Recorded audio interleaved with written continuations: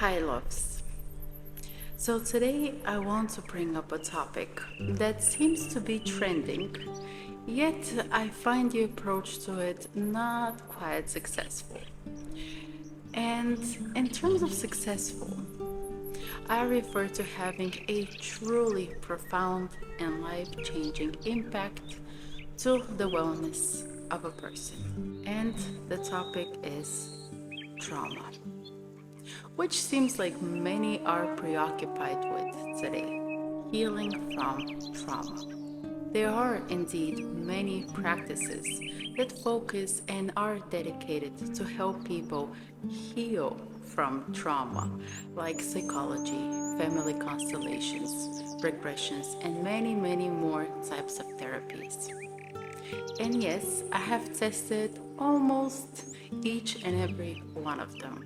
But what I came to discover is that for many, this is either a dead end road or an endless journey with really high investment, both in terms of money and time. Which honestly doesn't make any sense to spend majority of your life and time first getting traumatized and then healing from it. It kind of defeats the purpose of life and living in joy. And I know sometimes it can be so all-consuming that it scoops us in the self-focused hamster wheel while losing the bigger picture of our lessons and spiritual growth journey. So I want to share with you today my perspective on the matter from an all-integrative approach, both psychological, spiritual, but also I use astrology to help me get real quick to the core of the problem so it can start being integrated with deeper awareness. Let's face it, we're all traumatized in some shape and form, or to some degree, and we will continue birthing trauma until everyone on this planet becomes truly evolved and completely conscious of their own behaviors, thoughts, emotions, and actions. And this can take decades and centuries to even be present. And for trauma to not be such an all-consuming experience in life, first we need to remove the cause of it, the abuse. But in order for the abuse to end, we first need to become aware of it. That only works by integrating it. And since trauma or the outcome of an abusive experience is stored and lives somewhere in our body, the reactions, whether those are physical, mental, or emotional, come through our interactions. See, the body responds to both emotional and physical pain the same way. And the degree of trauma that we carry depends on the degree of abuse we have experienced. And that which we are aware of becomes present on mental, conscious level. But that which we are unaware of still lives in our bodies, somewhere in the body. And what is the most physically accessible way for processing and integration? Well, you guessed it right, that's sex. It reveals the doorway to the most intimate and deeply buried parts about ourselves. So to bring up anything from the unconscious to the conscious awareness doesn't merely happen through conversations, but rather through intimacy and in our ability to be intimate. And only once the abuse comes into full awareness, it can be transcended into a healthy expression. But when we speak about trauma, it is something that is an outcome or an end result of some type of abuse. As I said already, the abuse can be psychological, physical, mental, or emotional. Therefore, the road to connection to that trauma or traumatic experience comes through the connection to the type of abuse we have endured, which cannot always be rationally integrated. In majority of the cases, it can't. At the same time, trying to heal an end result or an outcome, trauma, as something that's already done, it's kind of pointless. Think about it. You're hungry and someone decides to eat your meal. So now you're left starving. What are you going to do? Heal your starvation or rise up to the injustice that was done onto you? We need to understand that we cannot heal something that has already been done. We cannot take back words already said. We cannot turn back time, unfortunately, and replace inactions or the inability to take an action to prevent the pain we're feeling today. So, all of these attempts of trying to heal trauma can also be your own imprisonment of progress, which can cost you a lifetime and a fortune. So, instead, what we can do is understand the anger we carry. And yes, we all have an angry primal animal living inside that seeks to be awakened and rise up to injustice, to the abuse it has experienced. But when that anger is not realized, it can either be outwardly destructive, both in relationships and other parts of our lives, or it can be directed inwards and become self destructive. And self destruction is a silent and slowly imprisoning of our vitality, health, and hope, or having an outlook on life that we are more than just being defined by our current circumstances and trauma experience. The most constructive way to process anger is by understanding the abuse done onto us. And even if once we had no control or power over it, now we can and do have control over by consciously sexually integrating it. And to integrate this abuse, which also plays out as some may refer to it our shadow parts of ourselves. Shadows refer to something that's hidden, secretive, and not brought out into the light of our awareness. We need to become intimate with those parts of us and sexually play them out. But since for the large part people feel ashamed of those parts of themselves, the kinks, the fantasies, the fetishes one has, it is not something integrated in our intimate relationships. Rather, it oftentimes gets played out in hidden shapes and forms through infidelity, pornography, secret societies, etc., where there is no depth to emotional connection. So the integration process becomes distorted. I mean, I have had cases where someone went through a traumatic or abusive relationship, or at least in their perspective. And now, to hinder the emotional abuse they have felt, he decides to go on a sleeping spree with 100+ people within a period of a few months. However, the emotional state of that person is nowhere close to being different or experience any changes. He still feels deeply tormented, empty, and emotionally unsettled. Why? Because the biggest lesson here is not, are you able to get people to have sex with you, especially if you have the financial means and look good. The chances are very high that yes, you can.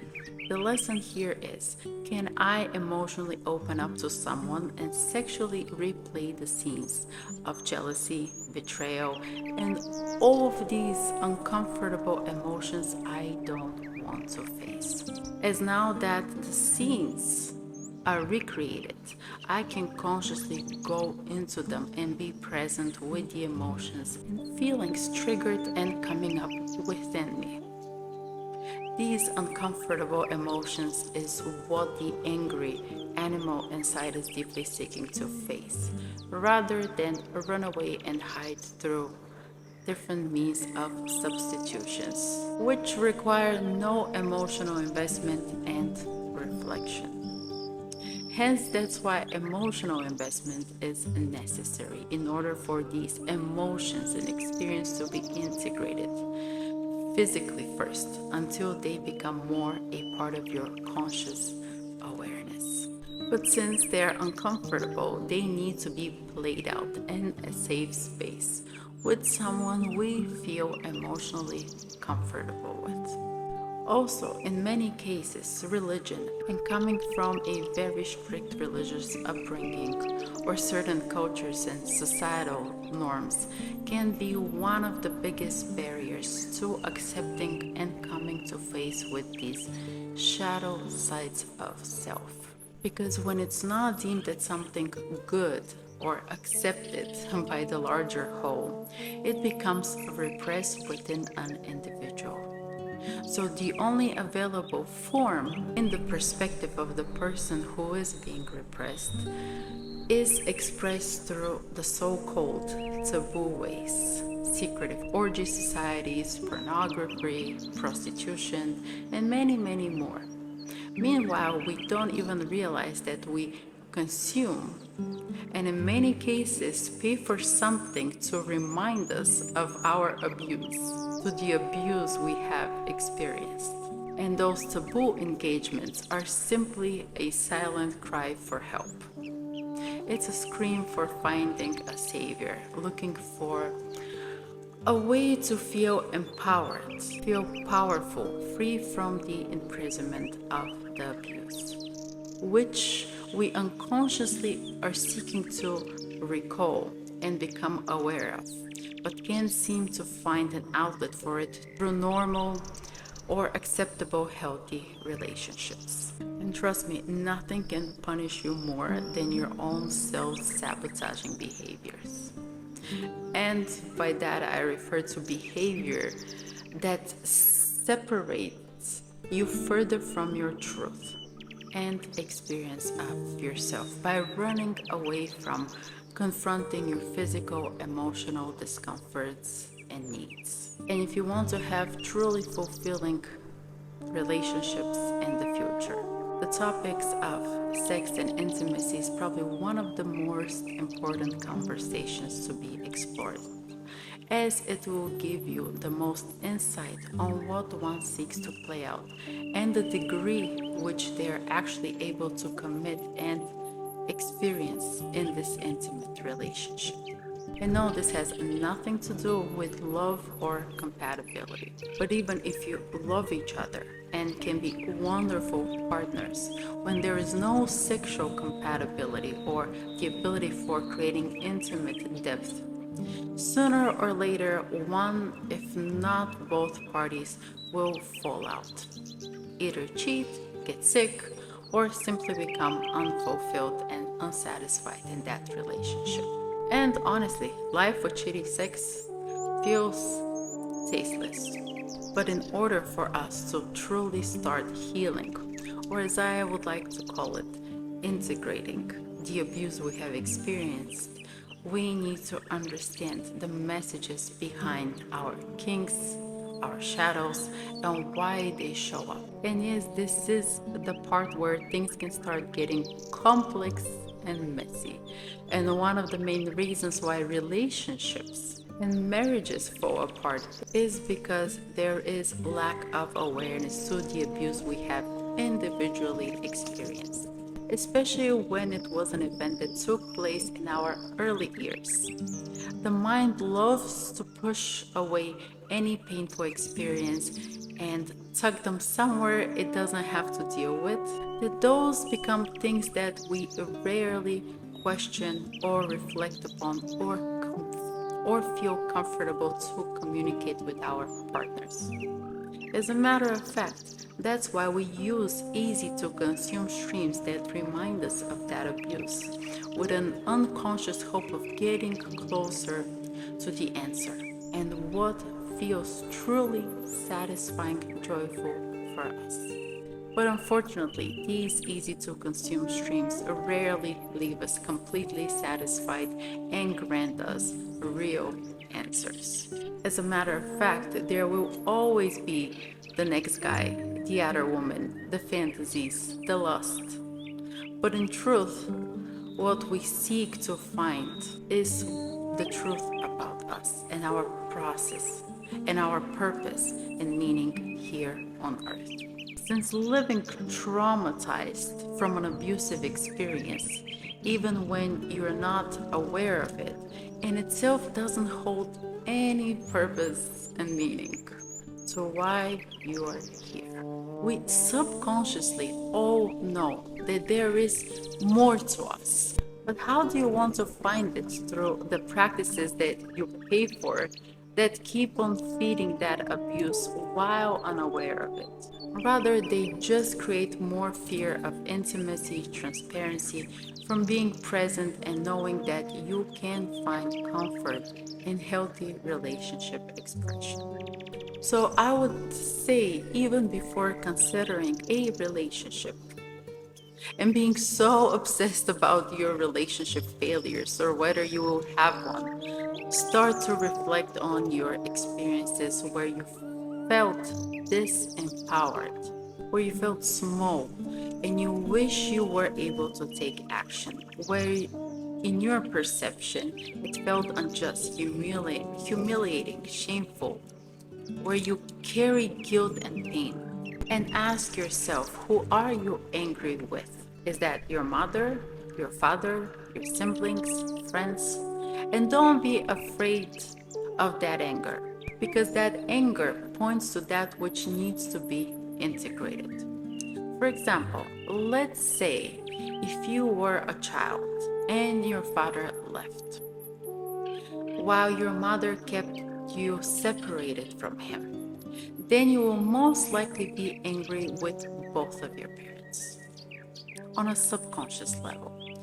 One, you will be angry at your mother for being the only reference to a parent or a figure role, and you had no example of a masculine role growing up, which has made it difficult for you to respect yourself and be more decisive and assertive into the world. And two, you will also be angry at your father for leaving and not showing up for you. And how this can be translated sexually, that you would seek to play out both roles of being assertive, dominating, and degrading towards masculine, while also being dominated and degraded by the feminine or a woman. You would need to flip and switch between both sides of the coin and experience these dynamics now consciously, as this will help you face the sensations that come within you. The neglected and hidden emotional experiences, which now you can start to consciously regulate and have more control and power over them as you transform the resentment, the anger, the frustration you carry, and you start to feel empowered through your strength and courage by facing them. Another example would be if you had a very restrictive and difficult childhood, where you didn't feel like you had the freedom to play and explore. So now, as an adult, without that awareness, you carry an anger towards your lack of having fun, of being free and able to enjoy your childhood. So the anger is more towards the missed out experience. So your drive later on turns into seeking reckless adventures, which can get you play around a lot with people but also hurt both yourself and others by trying to compensate for that lost time. Because when one thing is repressed, before it becomes expressed in a healthy way, it often shows up as expressed on the other extreme and start being expressed recklessly. Sometimes to find the right balance, we need to taste both extremes to understand what feels right or wrong. So the way that anger will be played out in an intimate relationship is that you have the need to be more playful and explorative with your partner. Possibly for you to have sex in one position once a month will start to become and feel boring very soon. And if your partner doesn't have the same needs, then instead of eventually cheating and for that relationship to become painful and distant, it is best that you end it. Because no one ever wants to stay in a place where they do not feel like they're enough. This is the first choice you will make for self sabotage and tolerating more abuse. And to abuse, I refer to something that separates you from your truth.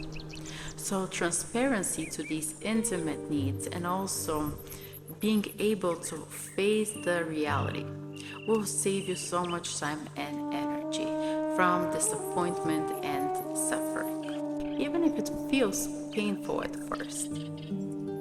Because, yes, the truth may not always be comfortable or easy to accept. At least you won't be suffering through more experiences of infidelity, betrayal, and other forms of abuse. So, yes, through therapy, which in my opinion takes much longer to get to the truth, but also astrology, which in my opinion and practice is a much faster way to get an awareness to the type of abuse and sexual preferences needs, you can derive a deeper understanding where your pain from abuse lies, where your anger is directed, and what you need for integrating it. But you need to sexually, or shall I say physically, integrated so your body can go through the metamorphosis, which is then resurfacing in your mind as now a conscious experience. And when it comes into your awareness, it is no longer something to fear, to panic, or hide, but now you can choose to and decide to consciously go through this transformation. Because without your awareness to how and why, your mind can either reject, deny, or fear the process of reenacting the abuse experience, causing it to sabotage your own urges for change and experience self-awareness. And at the end of the day, nothing is more fulfilling than that of knowing who you are and having control over yourself and your body and thoughts. This is where a person's true power resides, in their ability not to control others, but themselves, in their ability to choose, to decide, to be in charge and find security and safety in their own body and experience. But this security is only found through the connection each one of us has to our own physical experience. Thank you, loves, for watching. For the full video, please visit my Patreon site. Link is in the description below this video, where you can learn more on the topic and become more intimate and aware of the truth about you. Until next time.